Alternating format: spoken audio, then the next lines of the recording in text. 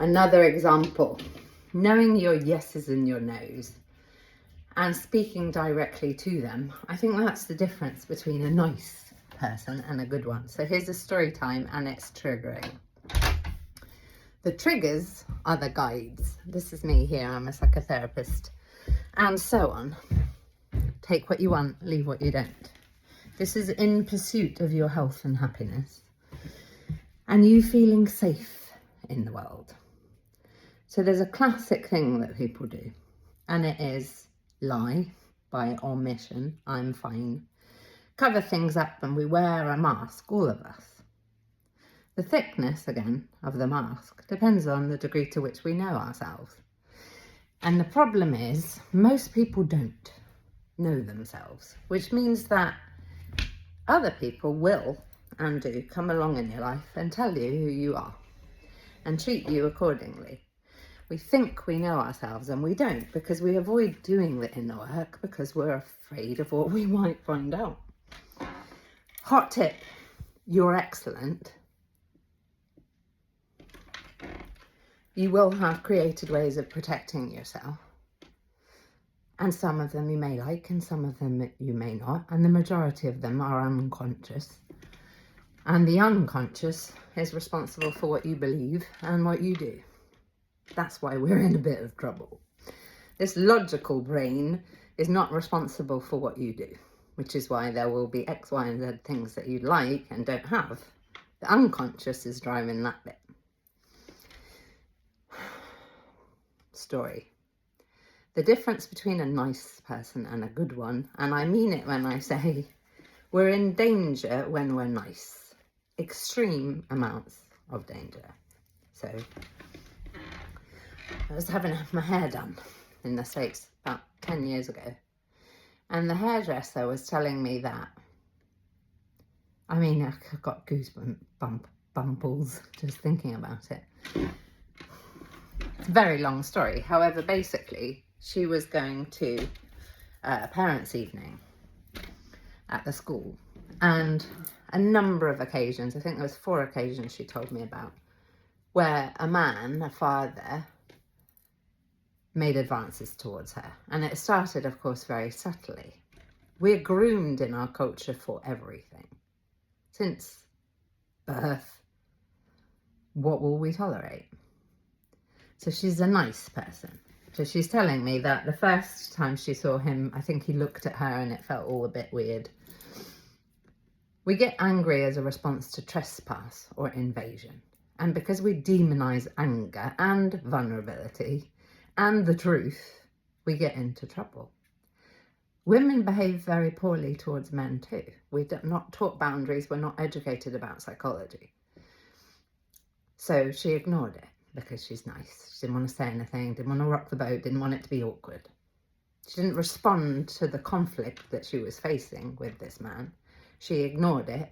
And essentially, and I know that we're not aware we do this, however, what she did was say yes and gave him a green light to do it again. So he did, and it got worse and worse and worse. Culminating with the last thing was he took a photograph up her skirt underneath the table at a parents' evening. And I said to her, I'm a psychologist, and sometimes I'm expert witness. And whenever, with no exception, I have been an expert witness, the issue is the person didn't know their yeses and their nos. They could not speak directly to it. Then we have all of the blame, who's at fault thing. If we go for the easy route, which is most of us would like the same thing, to feel safe, to be safe. She didn't have the words to keep herself safe in unsafe situations. There are a lot of them all over the world and in my field as well. There's a lot of unsafe practitioners. There's a lot of excellent, extraordinary ones. In any field, in any situation, there's potential for enormous danger. And again, if you don't know yourself or have the skills to be able to protect yourself, things go wrong. So what often happens is people say nothing and they're nice, or we overreact. So people can use their come on voice, that's not appropriate, and so on, too soon. Being a good person could have been something like this. I notice that the way that you're being with me at the moment is uncomfortable. I don't find it appropriate and I'd like you to stop. I'd also like to ensure that you do not do this again. Your advances and your contact is not welcome. Are we clear? What he does with that is what he does with that. That would have been strike one in an ideal world. However, what she did was, I'll wait till it gets really bad and then I'll do something. And then we have this gaslighting continuation of, well, was that bad enough for her? And we're at risk. So I appreciate it that we could all say, wouldn't it be great, and it should be, that we all know the boundaries of everything. A boundary is not there until we set it. And a boundary is for you and I and not the other person. A boundary is what we decide we are going to do, say, and not do and say. And then it's our job to resonate with our agreement and back it up with our behaviour so we honour the agreements we make with ourselves.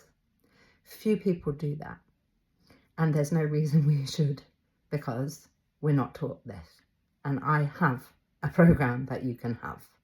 It was nearly £300 a few weeks ago. It's now pay what you feel it is worth. So I will leave that bit in your court. The difference between good and nice, as I see it, is knowing what is a yes for us and what is a no for us, and being able to articulate that directly so that it lands in the mind of the other person with grace, with confidence, with assertion.